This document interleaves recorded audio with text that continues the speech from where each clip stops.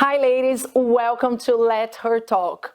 Here you learn the power within yourselves. You hear amazing stories of women who desire to be the athlete of their lives inside of the mat and outside of the mat, and how to defend yourself without using just your physical strength. So stay tuned.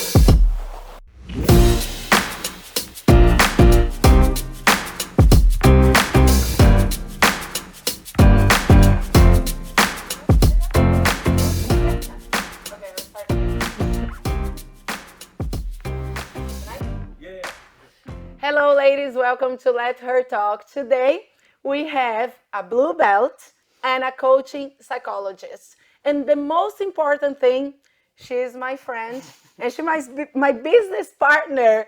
Lorna, welcome to Let Her Talk. Thanks for having me, Jaque. Apart from like having been a great friend and a business partner, because I think it's very fancy to say that, isn't it? It is. Took a lot of work, so you might as well say I it. know, yeah. So she has been training. How long have you been training Jiu-Jitsu? Since 2019. 2019. For 5 years now, yeah. Very good. So we're going to start straight to the questions. Yeah. So what's your hometown? Dublin. Originally. Favorite movie? Oh, there's one now. Midnight in Paris. Okay. That's a testing for friendship as well. Yeah, if one day I would have. Oh no, can I change my answer? Okay. It's Inside Out. Okay. I never watched it. Jaque, we'll do that at the weekend. Yes. But how did I not immediately think of that? Just Inside Out all the way. Morning person or night? I'm kind of 50-50. I operate well in both, but probably a tendency to be a night owl. Okay. But I do well in the mornings. Good. And that's amplified. You train in the mornings, aren't you? Yeah. Good. Yeah. Coffee or tea? Tea. Tea. That's new for me. It's new for me too. It used to be coffee about a year ago, but I've mixed it up now. So, Okay. Yeah. Dream vacation? Couple of weeks in Switzerland. We have a gym over there. Oh yeah? Yeah, Sam and Elliot gyms. Oh, that's right. Yeah. So we might go. We might Going plan to visit. that. Yeah. Last book that you have read? I just finished. I do love a crime novel, so I finished Lucy Foley's newest one, The Midnight Feast, yesterday. Wow. I think it's fantastic that you read like fiction books. Yeah, I need to get out of my head sometimes. Yeah, it's great. I have only read once by your recommendation. Yeah. It was good. Good for the imagination. Yeah. Really good for the creative side. Yeah, we're gonna get a lot in the mindset today. So these women have a lot to share. So, favorite season? Summer. Ooh, come to Brazil. Cats or dogs? Dogs. Dog, Shola. Shola. Oh, she's the best girl. Favorite music? Rock and roll. Wow. Yeah, probably, yeah. Look at you. Yeah. Hobby that you enjoy to do? Aside from Jiu-Jitsu? Yes. Aside from Jiu-Jitsu. Gardening. Gardening. Yeah. Recently got into gardening.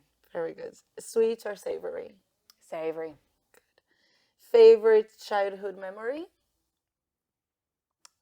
Probably grown up with the horses. What a woman, isn't she? I miss my pony.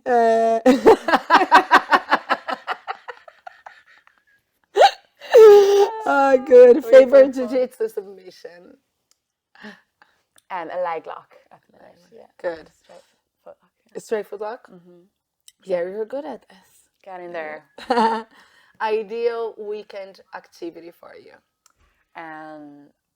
Walking Shola, chilling out, hanging with friends, taking it easy. Yeah. Not into the social scene these days. Yeah. Although we did go dancing a few weekends ago, and that was I very know. fun. Yeah. I was just said to Amanda. I was like, I went to dancing. Do you believe that? Yeah. Favorite type of cuisine? Ooh, Italian. Italian. Yeah. Good. And one word to describe yourself? Calm. Calm, you are. Oh my God, she really is. Sometimes. But Yeah, it's hard. I guess it's hard to do the talk with your like friend, very, very close friend, because Yeah. you're like, I know most of things about her. Yeah, it's not If she say the opposite, I will correct her. I'll have to say something to shock you, Jackie. Yes, you do. Give you a bit of a surprise. But like, tell me your journey. Of course, I do know you, but I really want the ladies know you more because you're just great in what you do, Lorna. I am a big fan of you. I really am. You know that. I am always open to listen to you, but I wanna people realize how good you are as well. Tell me a little bit like how did you start jiu-jitsu? What was your motivation to start it? So I began training Jiu-Jitsu because I was coaching people who were training in it. And I really saw the benefit that was coming to their mindset, the resilience that was being built. And it just looked really interesting. One of the first descriptions I heard of it was that it's like human chess, and I really enjoy chess. So like that, to be honest, I wasn't that active as a person in my like late 20s in terms of physical activity. I kind of was full on nerd mode, so like spent all my time kind of, I did my degree in psychology. I went straight into a master's in coaching psychology, which is applied positive psychology. And then I did a year of a PhD where I was researching emotional intelligence coaching. So it was just kind of very academic, very heavy. I wasn't doing much to clear any space in my head physically, other than walking the dog or whatever, but kind of nothing new, nothing novel. For my research thesis for my master's, I actually studied MMA fighters in flow states because this was back in 2014. MMA was just starting to become very popular, like amongst the general population. And there wasn't a lot of research done on them. So like when we're researching in psychology, well, in any scientific field, you're always looking to plug the gap, something that hasn't been looked at before. So that's why I was drawn to MMA fighters. I wanted to research flow states because it's our states of optimal performance. When we're feeling at our best, we're flowing at our best, everything is kind of effortless. And it's a somewhat elusive state, but yet something that's particularly athletes would be very familiar with it. So that's why I kind of zoned in on that. So within that, I got great help from John Kavanagh. He really helped me find people to interview for my research. The best man to do that. Yeah, I know. I couldn't have been. I was very, very lucky. John's dad and my dad were school friends, so that was the connection there, and he was a wonderful help, I must say. So through that, then I did the research. It all turned out really well. I went straight into the PhD, and I had to shelve that after a year because I was broke. So I started my own coaching practice, and within that, I wanted to kind of keep working with athletes and kind of helping understand their mindset. I really think sport is a great foreground for understanding any kind of challenging mindset. So like a lot of business psychology, let's say, or occupational psychology would be taken from performance and studying people. Sports is a controlled setting. Yes. So if you want to understand a behavior or something like that, we need to be able to test, retest, have control groups, all this stuff. So athletes are the perfect population, let's say. So within that, I was doing my own practice. I was chatting with John, contacted him one day asking would anyone in the gym be interested in coaching. And John actually then introduced me to, he said, have you ever heard of Wimped Warrior? He was like, of course, we'd love, like that would be great if you could come in and help people with some fight night nerves and stuff like that. So can you just explain a little bit Wimped Warrior? Oh, yes, of course. Yeah. And there's me thinking, everybody knows. Wim to Warrior is a 20-week based MMA program. It's now called Alta. It was changed in 2022, rebranded. But it's a phenomenal program in the sense of the transformations that you see. So I came in, there was only a couple of weeks left, maybe a week or two before their fight night, and surprise, surprise, there was a good few people who wanted to speak to a coach and psychologist to help them get over their kind of fight night nerves, which was good. And was people like, and sorry for interrupting you, I just wanted them to understand better. It is people come from any background. Absolute beginners. That comes to you, yeah? Absolute beginners. They went, so they started on week 1. You could have no background at all in any sport, never mind just MMA, but it's for people, who are just interested in really testing themselves. They train 5 mornings a week at 5 or 6 a.m. It's really tough, and at the end of it, it accumulates in an amateur MMA bout. So it takes a lot of courage, I think, to make that walk. As I was talking to people, even just initially in those first few couple of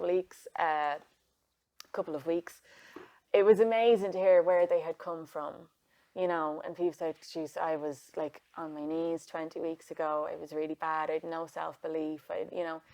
It was hard to imagine the person who was there on week 1 versus the person who was sitting in front of me. So that kind of gave me a much better understanding of martial arts and the benefits that it brings to the mindset, to how we view ourselves. So I wanted to measure it. There was all this hype and excitement about how much weight people had lost over the 20 weeks. And it was really impressive. I won't butcher it now by giving whatever the statistic was, but it was collectively as a group. People had done like amazing physical transformations, but I'm sitting there listening to the mental ones, and I wanted to measure that. So within that, then I got interested in the mental toughness model, and they have a psychometric assessment, very scientifically robust and sound, which isn't always the case with psychometric tests or assessments. So I was using that then, and I went in on the next batch of Alta or Wim Warriors, and we could measure them from week 1 to week 20 and actually see the difference in their mental toughness. So within that then, I was in the gym one day, and of course Coach Kavanagh asked me the question, so when are you going to start training? So I kind of thought, well, I can't be sitting here talking about mental toughness and I haven't That's tried the question that was like, he was probably just waiting the right moment to ask you that. And the irony was, like, I used to have this real fear of feet. Like, it was bad. Like, if someone was in flip-flops, I'd feel real uncomfortable and all. I know, I share the same feelings. Oh my God. I don't know how can we deal. I would just know, I wouldn't even have to look down. I would just know that you were barefoot or something. Oh God. So anyway, again, I was like, I can't be an absolute hypocrite and not try this when you're in this area for the reason of mental toughness coaching, because you have a fear. So I tried my first class, and needless to say, that was that. I loved it. Would you expect this question from John Kavanagh? Yes. Like one day. I had to, I couldn't be hypocritical. So luckily enough, later that year, like a couple of months later, SPG NACE opened so it was 2018 I'm starting. So I've been training since. So they opened, and I went down on their open day and signed up, and I've been there ever since. I love it. Amazing. And you said about the mental toughness, the circle that you have been working with. Can you explain a little bit better? It is in terms of confidence, commitment, control, and confidence. And challenge. Yeah. So within that model of mental toughness, we call them the 4 C's. Well recalled, Jaque. So we have control, commitment, challenge, and confidence. And the understanding is that our overall mental toughness kind of sits at the heart of this. But it's no one element of the model that will make up your mental toughness. We have to kind of have a nice rounded approach to them. So control if we look at this in terms of mindsets or like common thoughts, let's say I'll use that to explain it. If we are high on the mental toughness scale and in control, we might say or have the mindset to say things like, I can do this. Like I am in the driver's seat of my own life. I'm setting my own goals. I'm setting the course. I decide. When we're a little bit sensitive on it, and just to note the opposite of mental toughness, people obviously just from the opposite word and you would think is mental weakness. It's not, it's just sensitivity. So sometimes we're just a bit more sensitive to the challenge. We're not that eager to lean into it. So again, on the control scale, if we're on the mentally sensitive side of it, we might think, oh, like sometimes, like proverbially, that you're in the back seat of the car and somebody else or something else is driving and navigating you throughout your day. You might feel a bit lost, or that there's no particular long-term goal in sight. And typically you might say things like, I can't do this. It's just that you're just a little bit more sensitive to it. Moving on to the second C then is commitment. So we all know it's really good for us to set goals for ourselves. It's not always easy to actually achieve them. And anyone who gets a buzz on New Year's Eve will know what I mean. I'm going to do this, I'm going to run a couple of K we all set these goals. Doing all this math. Yeah, our New Year resolution. And like if you've ever done that, you'll understand the energy that comes with it. And it does energize us, So a lot of us understand that it's good to set goals. It's just the challenge is actually getting them over the line. So again, someone who is on the high end of like the mental toughness scale, within commitment will enjoy setting goals. They'll love a to-do list, and they'll really work towards getting them over the line, no matter how long it takes. It mightn't always be the date that you set, but you won't give up. Someone who's sensitive to commitment will absolutely hate a to-do list. They'll hate those meetings in work where, you're being asked, you're given an appraisal stuff, whatever it is. They just really would prefer to avoid that. Because they're more sensitive to commitment. It drains them. It does not energize them. And then when we're looking at challenge, obviously that's how willing are you to step out of your comfort zone and push yourself. Again, someone very high on that end of the scale they'll love doing new things. Their mindset might be like, oh, well, like it seems a bit scary, but I'll do it because I know it's going to be good for me. Or, if I lose, it doesn't matter because I tried. Yeah. So within the mental toughness community, we kind of, we would consider challenge to be like the beating heart of mental toughness. If we're high on that end of the scale, it's this win or learn kind of concept, it doesn't matter if you failed, I've tried and I've pushed myself and I've learned something along the way about myself, either about how I handle failure or setbacks, or that I'm actually a lot more capable than I thought I was. Again, on the opposite of that, someone who's a bit sensitive to it will not like to change up their routine. They won't like to try anything new. They won't like to put themselves in a position where they might fail, because failing means that it's something to do with them as a person. They take it very personally, as opposed to it just being a part of life.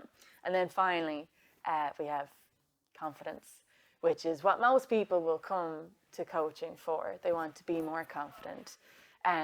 If you could bottle it, it would be amazing. If there was any one book you could read or podcast you could listen to or video you could watch that would make you confident, you would be a millionaire. Yeah. However, that's not the case. And what we do know is that confidence requires action. We can't think ourselves into being confident. We have to do the thing to make us feel confident. So that's kind of a very brief but synopsis of the mental toughness model that we work with, that I use to coach and help people understand themselves a little bit better. Yeah. On these four circle that you like, these 4 points, the 4 C's that you always coaching about it, and then you always guide people to do. For yourself, what was the most challenging things that you have faced in Jiu-Jitsu that you have to use the mental toughness? Like, what stand out for you more? Was the confidence? Was the commitment? Was the challenge? It was definitely a challenge. Like, one of the best things about jiu-jitsu is, I think, it keeps, well, for me anyway, it teaches you to deal with failure on a daily micro basis, you know.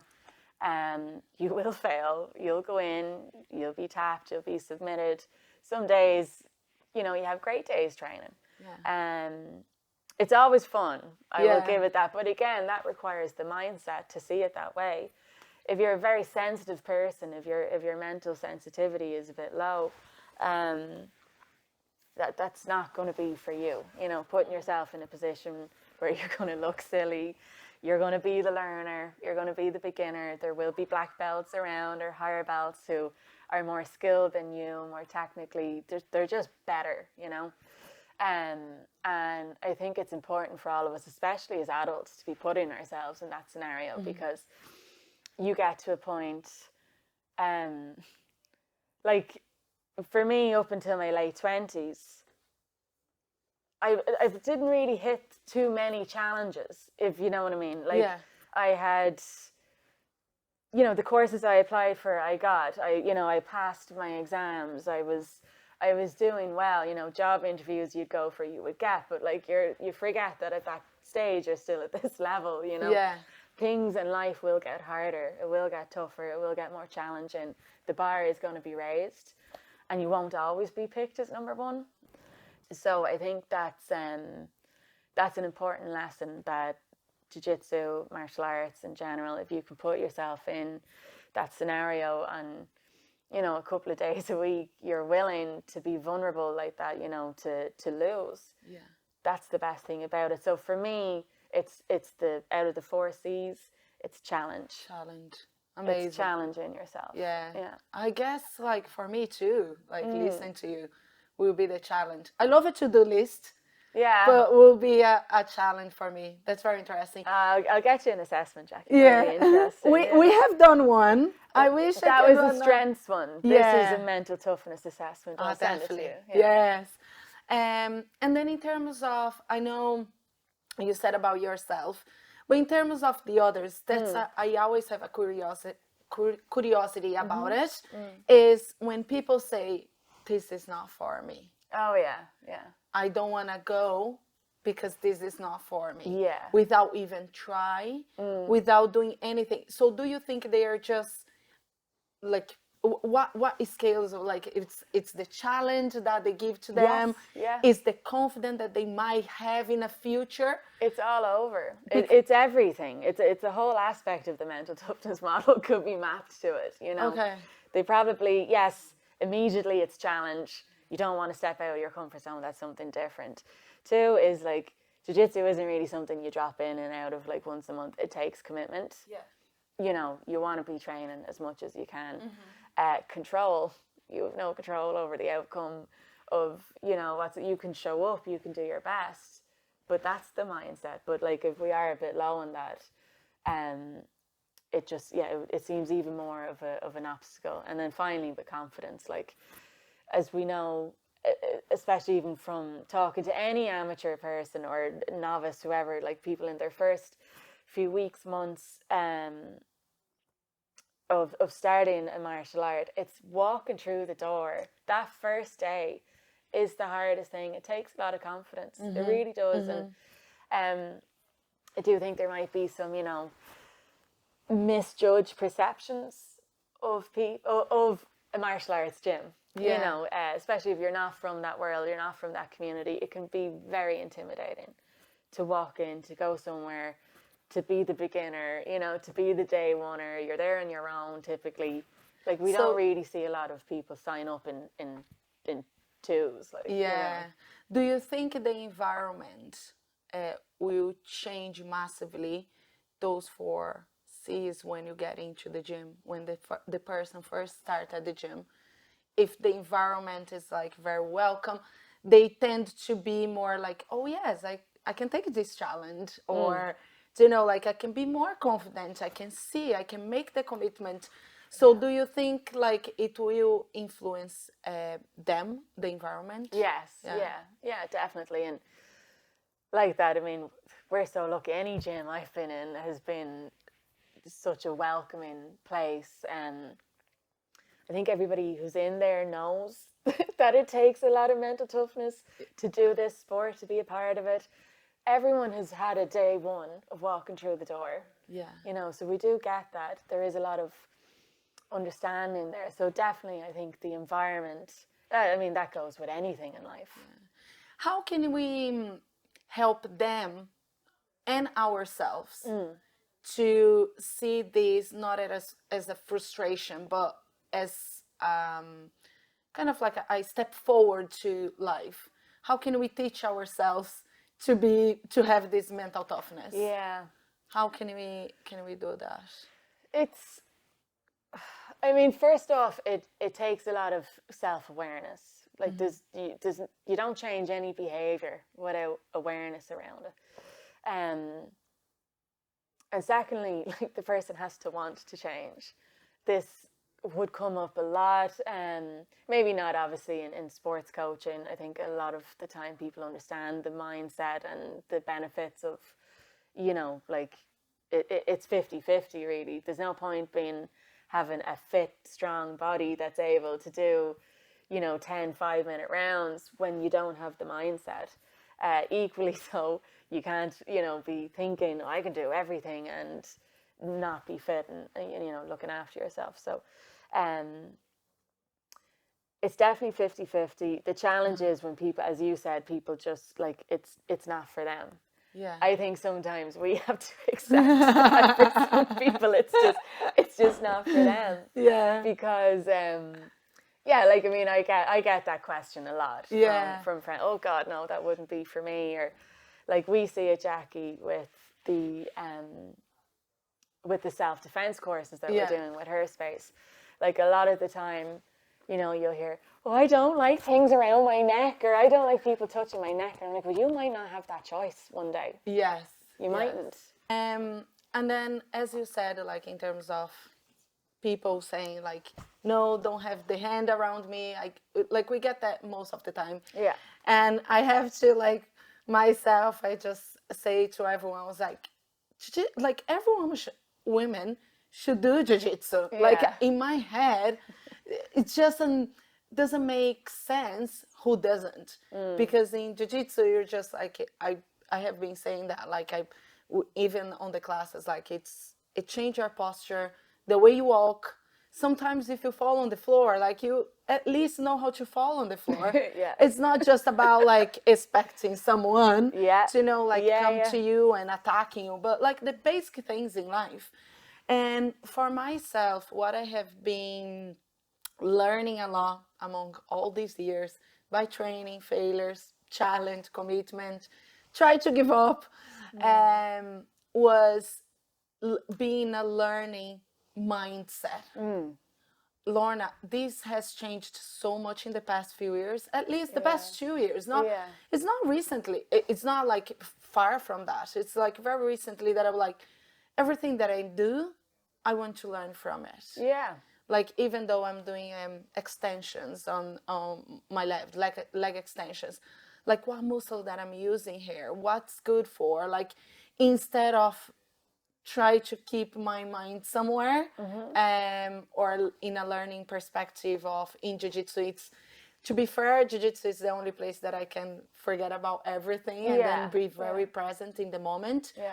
But the more I realized when I was there years ago, I was like, I need to be good at passing guard, and then I need to be good at taking the back, instead of like, why am I taking the back? What's the step? Yeah. So I got like frustration as well of sometimes not getting the back. And I think that's what causes frustration at the beginning, when people like, oh, I can't do this. Like I get this all the time. I was like, and then I use what you say, you can't do yet. Yeah. Let's train. The best mindset hack ever. Add the word yet to the end of your sentence. Yeah. So what do you think about this? Like being a learning like a learning mindset of like, okay, what I'm going to learn from here, instead of like I have to do this. Because it seems to be very like obligation, isn't it? And you kind of like, oh my god, it's an obligation for me to do this. And actually not, we want you to have more fun than anything else. Yes. What's your opinion about it? Like how I think the words that we use are very influential and very important, way more than we ever give it credit for. So whether they're words that you're using in your own mindset or, you know, outwards towards the world, they're very effective, and they can really change what motivates us and what doesn't. Again, coming back to with the mental toughness model and looking at challenge, they are broken into two subcategories, which I didn't want to bore your viewers to death with going through the whole model. But challenge is broken into two subcategories, let's say, of risk orientation and learning orientation. So when you talk about learning, that's the drive. You know, so you are orientated around, like, you're drawn to learning about something. So for challenge, there has to be risk, and there has to be something to learn from as well, you know? So I think what you're saying in terms of it was a switch for you to kind of go, I have to do this, I have to get the back, I have to nail that submission. To switch it to, no, but I want to learn why. It is a different driver, it's a different motivator in the mind then. Oh my god, and relax so much the mind as well, isn't it? It relaxes. Yeah, it takes the pressure off. Takes the pressure off. We're not here to be perfect. Yes. Yeah. And everything, like, I'm not, you know, like the best of it. Like, I have many times this week I had one that my mind was overloaded about a lot of information. Then I was like, Jaque, what's the right thing to do here? What you can learn from this situation? You have learned before, as I already spoke, I had such a burnout like last year, and then when you see the phase, like, no, this is coming back again. What did I learn last year that I don't want this is happening again? So takes the pressure off, really takes. But I have a few questions for you as well. So how have executed this cycle of mental toughness now that you're practicing Jiu-Jitsu compared to before? Like, before you said you had an idea because you had been working with athletes, but now after you practicing Jiu-Jitsu, what has changed in your coaching perspective? Like, what has changed by you are doing now and before that you didn't do? You were just explaining and you just have been working with athletes. So my understanding of failure, that has changed a lot. I think, instead of just, you know, there's this kind of, everybody knows, like, oh, it's a setback. Like, resilience is kind of defined as, to be resilient is to be able to come back from a setback, you know, to bounce back, let's say.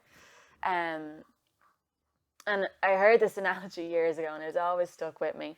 But, you know, if you bounce a tennis ball, you know, and it'll come back up, let's say, to the same height that you dropped it from, that's resilience.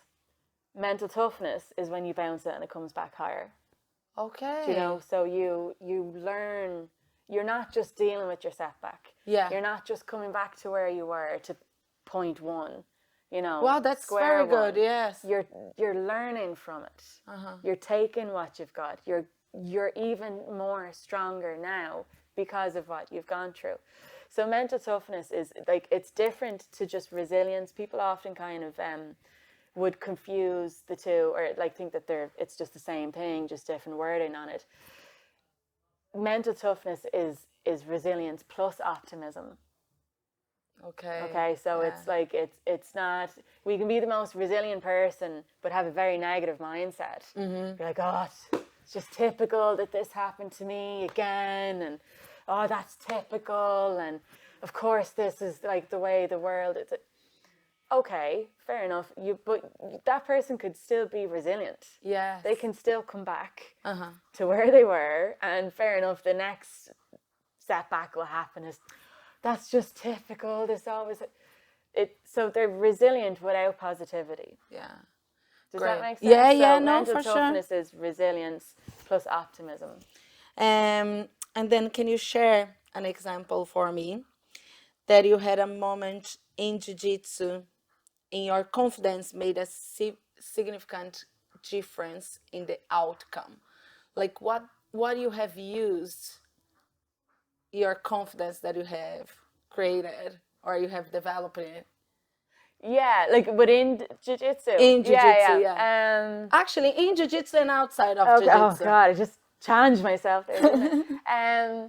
So within jiu-jitsu, like just as you said that, like I'm brought back to grappling industries last year, and I made a big silly boo-boo in one of my first matches, and I really strained my arm, and come, the nogi rounds then was hours later, the arm, which was kind of a little bit sore at this point, was like just absolutely, I had no power in it whatsoever.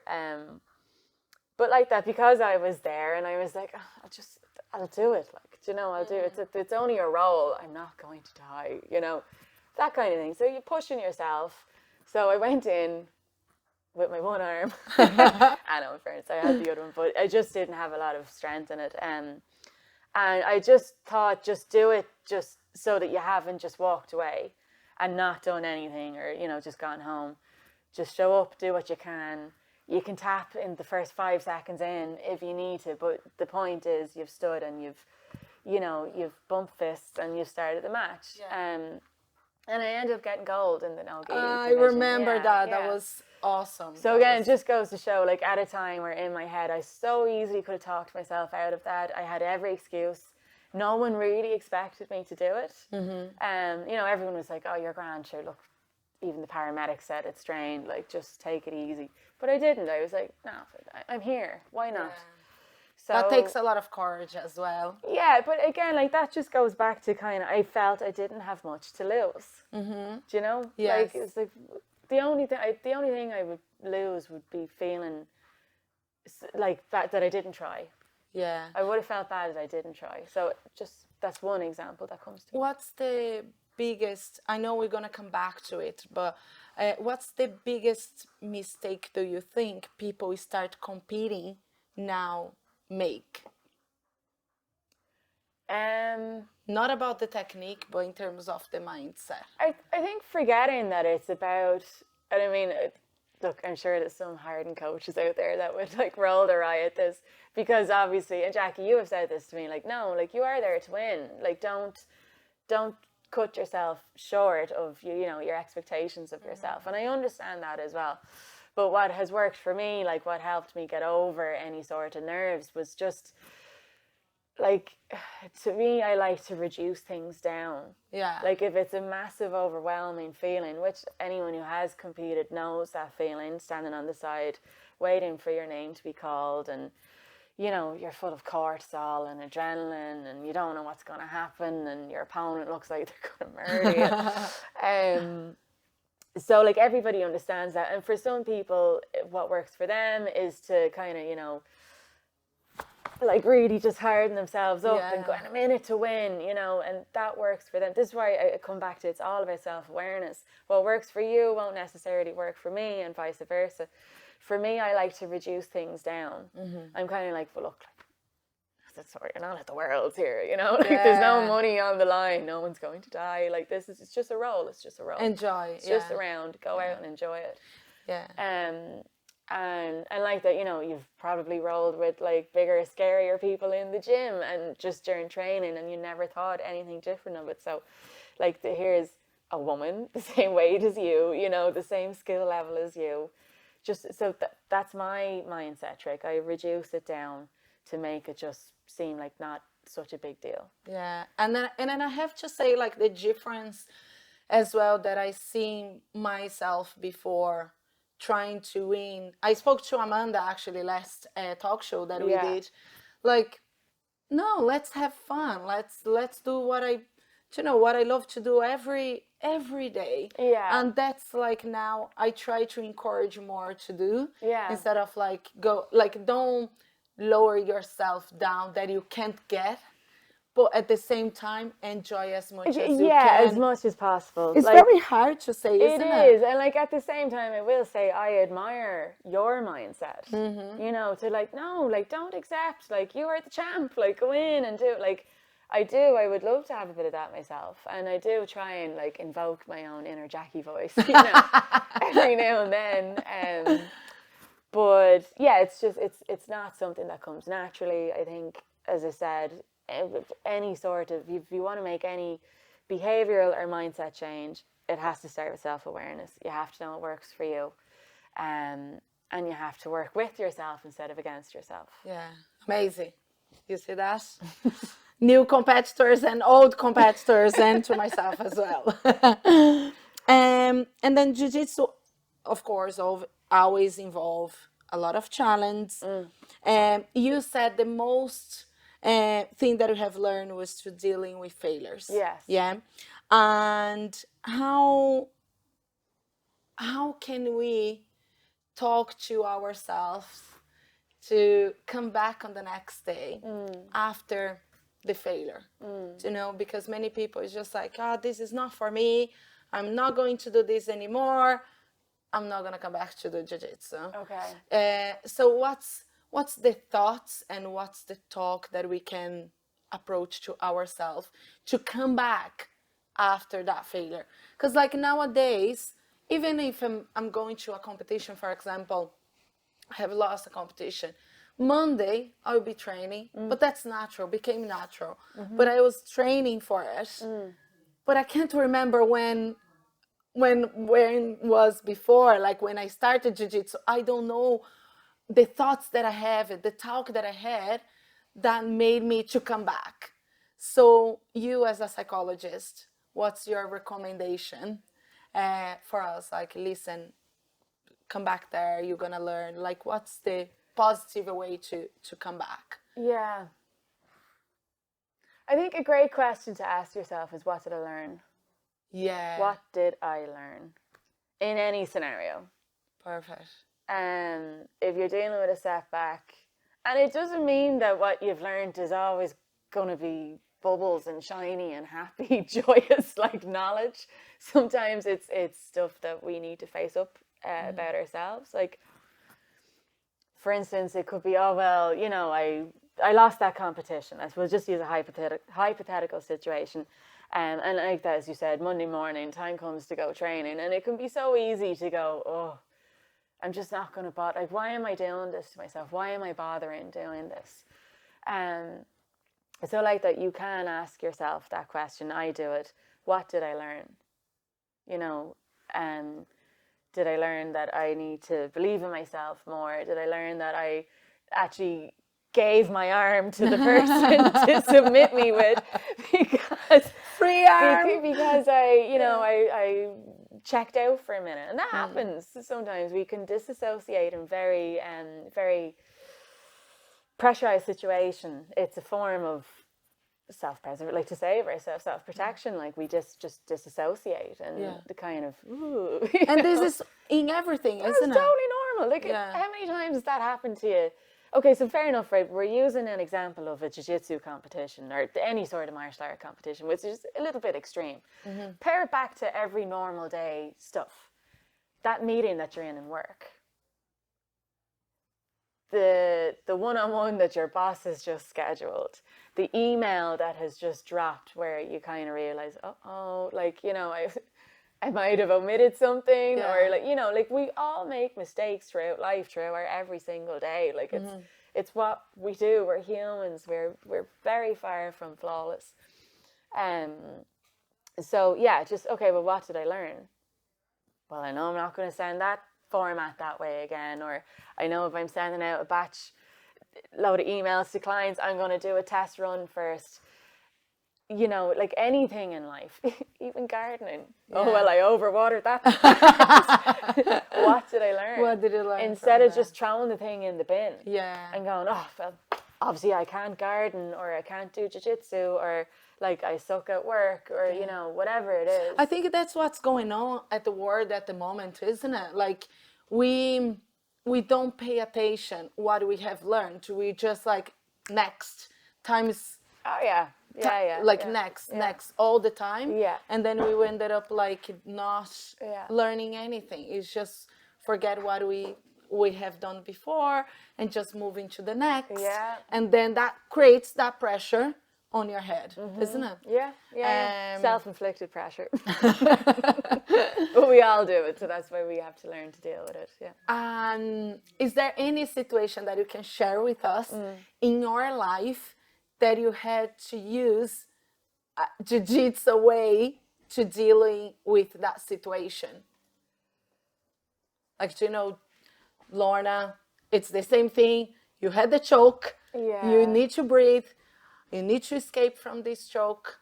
And then you need to come back training tomorrow. Is there any situation that you can share with us about it? Yeah, but there's plenty. Yeah, there really is. I suppose I'll use there are several scenarios. Like one would, a personal one, would be when like my dad he passed away last year. And that was a very difficult time, still is. But I remember, like that, being in a scenario where you have absolutely no control over it. And things are not, you've been taken by surprise, basically. But to know that this too you will get through it. You're stronger than you think. You have more resilience than you think you do.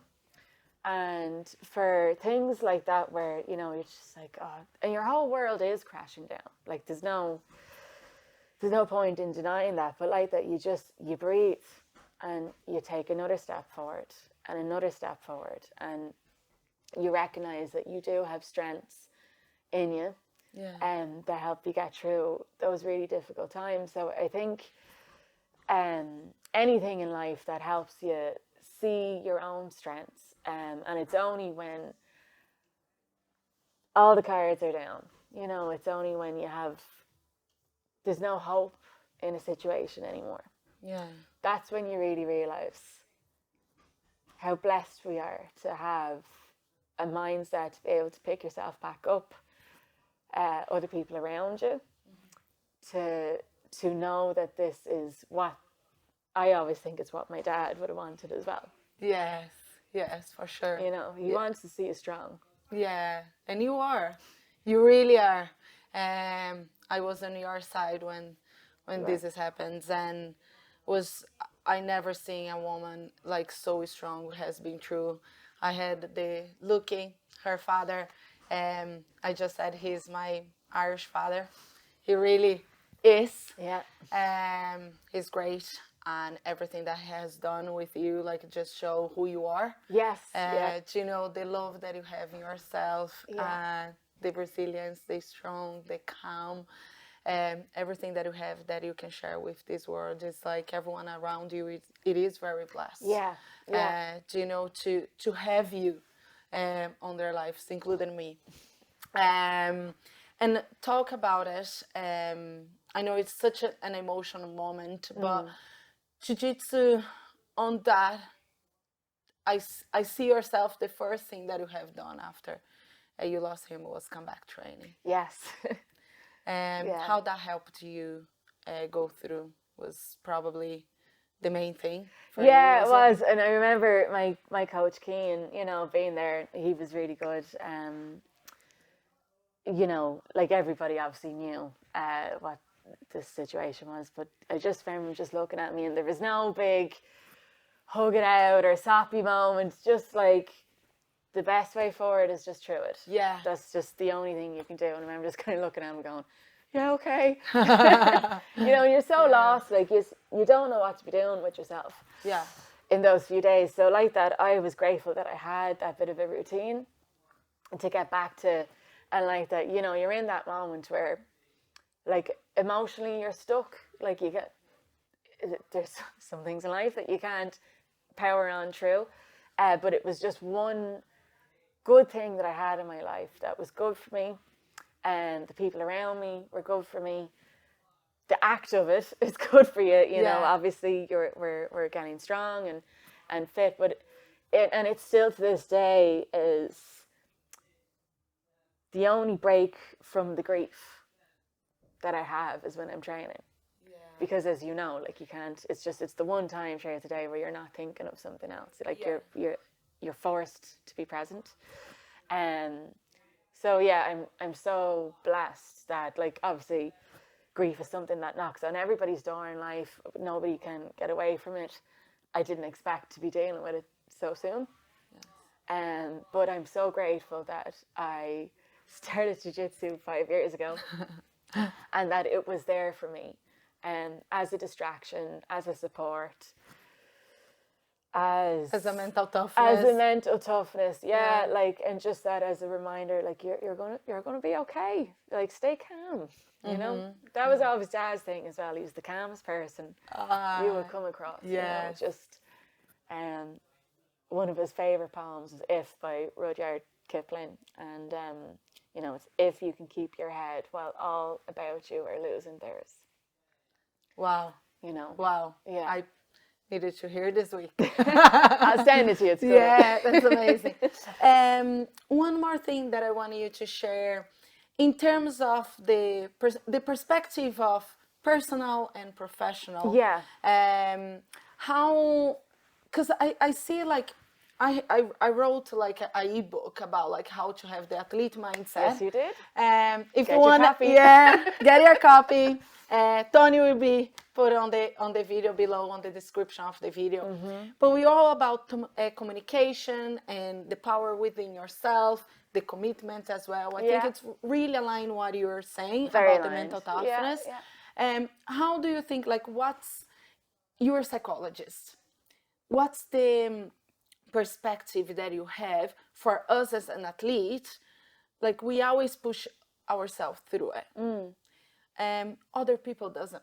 Yeah. So, you know, like, they don't have, if you compare an athlete and a normal person that haven't done a sport or haven't been in a competitive environment, like, what's the difference? What makes athlete being an athlete, and what makes a normal person doesn't want to be an athlete for themselves? Like, what's your answer for that? Because I think it's like, what made me to start and like being there and wants to go and wants to move every time more and more. And then I am in a gym which is full of athletes, and they always like, yeah, no, tomorrow we have more, let's learn something. And then outside of this world, you face people who are like, oh yeah, it's just my job over there, or my, you know, I didn't learn anything, or I'm just very stressful. Like, you get these situations all the time, which is not in a learning, like in that breakdown of the challenge. Risk or learning. Like, do you know what? It's an interesting question, because I do think you have to kind of think of nature, nurture. Like, are some people born athletes, or are some people are athletes made? Do you know? Again, if you asked me 10 years ago, 25, doing not much sport, to be honest with you. Like, I mean, I wasn't, I had horses growing up, so, like, there was always that kind of base level of fitness. You know, you're always up on your feet going, you know, the horses take a lot of physical of work, but was I in the gym pushing myself? No, not really. So I wouldn't say I was like a naturally born athlete. I think I've been made into one, and through doing so, it has helped my mindset. Okay. But I'm sure there are people out there as well that are, you know, naturally just born to want to push themselves, and, you know, our mental toughness, or like any aspect of our personality, really, you know, they say is 50-50. Yeah. Like, some because people you ended up like meeting people as well. Like, I meet a lot of salespeople. Yeah. They're just like pushing themselves. Yes. Yeah, that's so true. Yeah. That they probably made us athletes, just executing in a different area. Exactly. I mean, look at musicians. Yes. I mean, some of the most proficient musicians I know, that instrument has not left their hand since they were yay high. You know, like it's I think to do anything to a certain level, particularly to a professional level, yeah, it has to be somewhat in you. You have to really love what you do. Everything comes with its challenges, but it's grit, it's stickability, it's sticking with something, right? And we see this a lot in the research that we were looking into about young girls leaving sport at a particular age, and you know, the teenage years is quite vulnerable for them. You could have a girl who's excellent at you know, GAA or hockey, like whatever the sport, playing the piano, the violin, whatever it is, like that's your chosen thing, and then you know, kind of your social life comes along and they get distracted and things aren't prioritized and it just kind of drops off for them. So in a long answer to your question, Jaque, I don't think there is a straightforward answer to that. I think everybody is different. I do think like your environment plays a lot, and the nature nurture role plays a lot.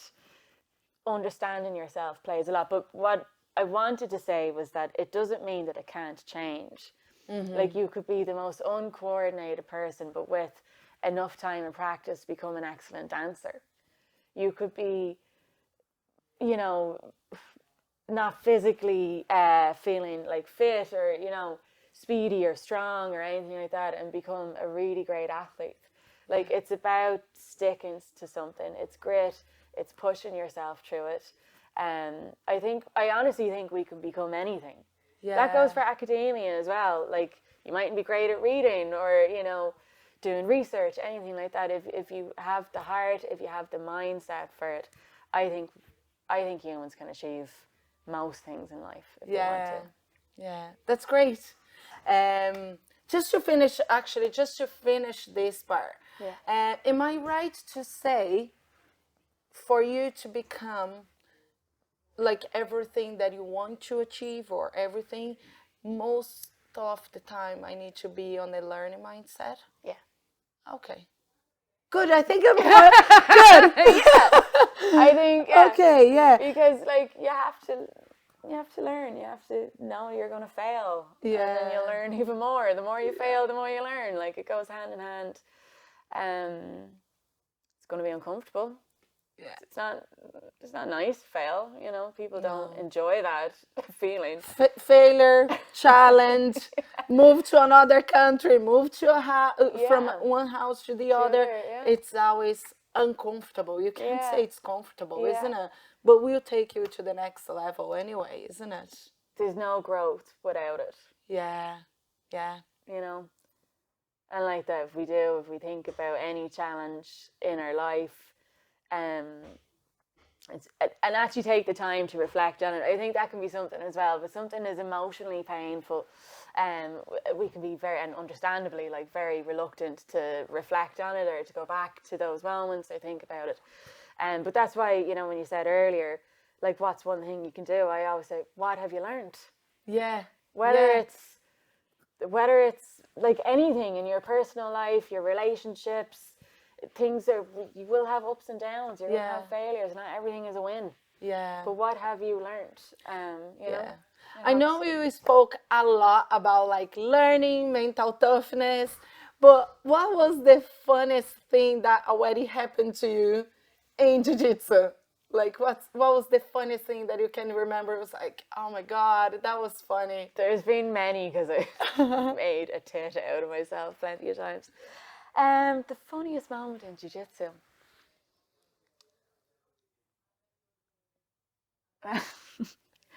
Jaque, I don't know. Do you know, every day I laugh on the mats. Yeah. Every day I have some sort of, you know, whether I'm laughing at myself or, you know, laughing together with a friend. I think that's one of the things that makes it most enjoyable. The funniest.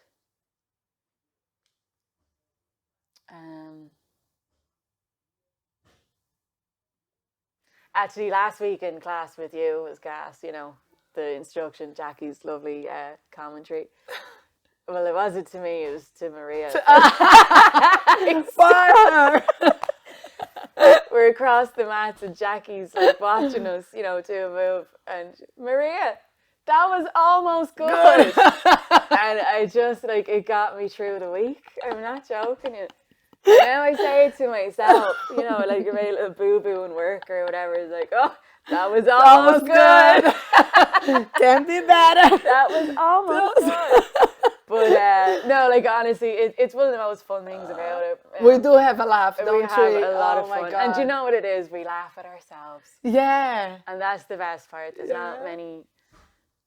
not many things in life that people have that, you know, on a daily, with friends, going in, trying something. Yeah, you might make a sap out of yourself sometimes. Sometimes you colossally fail, you know, get things really wrong. Or, you know, the classic coach is showing a demonstration and you're kind of in your own head, step 1, step 2. And you go back, you're like, got this. And then it's like, no steps. No steps. The steps are gone. Gone. Like, they're gone. Natural. So yeah, I think it's there's plenty of opportunity to laugh at yourself.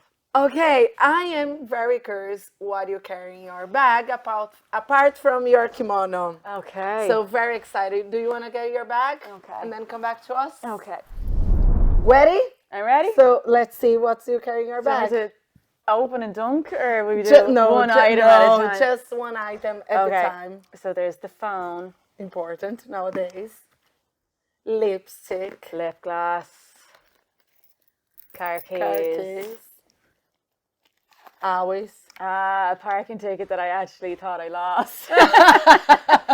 Anyway, you had to pay it again. Yeah, but there it is. Some pens. Always looking for a pen. So we have almost 5 hours, but like this is you can't live without. 5 items. Oh, apologies. So no worries. Okay, yeah, like hair ties because the hair is absolutely mental, and sunglasses come in handy. Amazing. So you see, it's not about just the kimono. No, we have more stuff to share. Don't blind yourself. Have a car to get around. Study. And lip gloss is always good. And your phone. Oh yeah, and the phone, yeah. Great stuff. Do you want to show some actions to us now? Okay. Great. Let's do it. So, this is where I have been lucky enough to get to Jackie's back. And if I want to finish the move with a choke submission. So, one of the things that I always find really annoying is the hand fighting that goes on. You put in all this work to try and get a rear naked choke, and they can constantly pull your hands away and disturb your plans. So the idea with this one, which we learned this week, is to trap the arm to allow a better submission. We've gotten to the back, fallen to the side where we have our underhook is on the bottom, so the top arm is the choking arm. We can either triangle if possible or just keep the foot on the hip. The first thing I want to do is control her hand here. If I'm going for the submission, Jackie is likely to defend. So from the inside, I'm going to let go of this. From the inside, I switch my grip and I can hold it down into this kind of straitjacket move. Hold this down and I'm bringing my foot over. My heel finds her wrist, and then I'm tucking. I even like to walk the foot in so it's nice and tight. Back to this grip, and we can finish with a one-hand choke, or we can come up for the rear naked. That was good. Those are good. That was awesome. Well done. King to be so proud of me. Yeah, I was going to say I am proud. Lorna, thank you so much. Thanks for being here. Thanks for sharing your knowledge with us. That was very, very important. I want everyone to listen. I probably bring you back to ask more about yourself because we just learned here today. I know a lot, and then maybe that's why it made me difficult to know, like maybe more questions about you, but I think the audience got a little bit what I wanted to share. And then so happy that you enjoy every moment in Jiu-Jitsu, that you actually started Jiu-Jitsu and mix that with the mental toughness and help the others, help women to bring them on the mats as well. So thank you. Thank you, Jaque. being And here. thank you for all you do, bringing this female community of Jiu-Jitsu players together. And you know I'm not religious, but thank God you came to Ireland. Thank you, guys. I see you next time. Us.